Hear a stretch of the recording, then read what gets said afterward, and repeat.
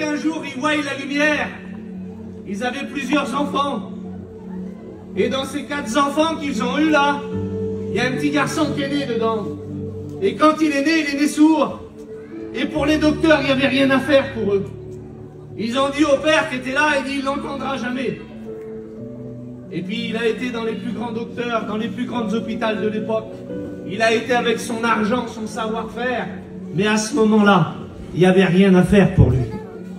Et il y a un pasteur qui est venu, puis il a frappé. Jésus va dire ces mots: voici, je me tiens à la porte et je frappe. Si quelqu'un entend ma voix. Et à ce moment-là, il a laissé un message, une semence, quelque chose qui pousse. Il a dit: voilà, on fait des petites réunions devant, et dans ces réunions, Jésus sauve, Jésus libère, Jésus guérit, et Jésus revient. Et puis l'homme de la maison, il a dit: on n'a pas besoin de ça, nous on a d'autres dieux, on a notre façon de prier. On a notre croyance à nous. Puis l'homme a laissé ces mots-là, puis il est parti, puis sa femme faisait la vaisselle. Puis elle a dit ça, elle: si c'était vrai. Et ce soir, si cette prière serait dans ton cœur, si tu pourrais dire: si c'était vrai. Si je pouvais m'approcher du trône de la grâce, si je pouvais m'approcher de cet homme qu'on appelle Jésus, celui qui ouvre les yeux des aveugles, celui qui fait marcher les paralytiques, celui qui fait entendre les sourds, si je peux m'approcher de lui, alors viens, il t'attend. Et puis là, à ce moment-là, la femme a rentré dans la réunion, et dans la réunion, il s'est passé quelque chose. Le pasteur a prié pour son fils, au nom de Jésus. Et ce petit enfant a entendu. Et il a grandi. Et puis quand il a grandi, il a eu un cancer généralisé. À l'hôpital ici, à Paul Brousse, ils lui ont donné 1 an à vivre. Il avait 3 cancers en même temps. Et puis, son mari a regardé sa femme et il a dit: appelle les pasteurs. Et les pasteurs sont venus. Et ils ont prié pour lui au nom de Jésus. Et au nom de Jésus, il a été guéri. Il a grandi, il a fumé, il a bu, il a sorti. Il a fait des accidents avec des motos, avec des voitures. Et un jour, dans une réunion semblable à celle-ci, il a rencontré le Christ.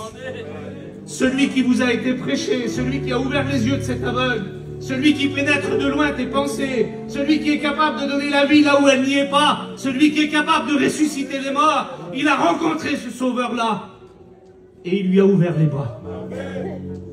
Et puis ce garçon avait besoin, alors il s'est approché de lui, il lui a demandé.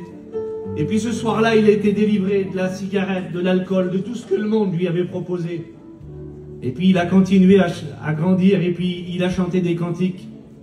Et puis une année, en 2004, il est rentré à l'école biblique. Et puis il a commencé à prêcher l'évangile. Et il a commencé à prêcher ce Jésus qui l'avait guéri, ce Jésus qui l'avait sauvé. Et puis ce soir, ce même petit garçon, il est en train de vous dire à toute l'assemblée que Jésus est capable de guérir toutes les maladies. Parce que Jésus est vivant. Parce que Jésus n'a pas changé. Parce qu'il est toujours le même. Et s'il y a 40 ans en arrière, il a été capable de guérir un cancer généralisé et que la médecine ne pouvait rien faire, encore aujourd'hui, il le peut. Et puis s'il y a plus de 42 ans en arrière, il lui a ouvert les oreilles pour qu'il entende la parole de Dieu, encore aujourd'hui, il le peut. Alors ce soir, le Seigneur voudrait me dire: je peux répondre à ton besoin, je peux répondre à ta situation, je peux te sortir de ton problème, mais viens à moi. Approche-toi de moi, fais-moi confiance, apporte-moi ton problème. Il dit: venez à moi, vous tous qui êtes fatigués et chargés. Et il dit: moi, le Seigneur, je vous donnerai du repos. Alors je voudrais qu'on baisse la tête au nom de Jésus. Et si ce soir tu es dans ce lieu avec ton problème, ta difficulté, les liens qui te rendent captif, il est le Dieu qui brise les chaînes.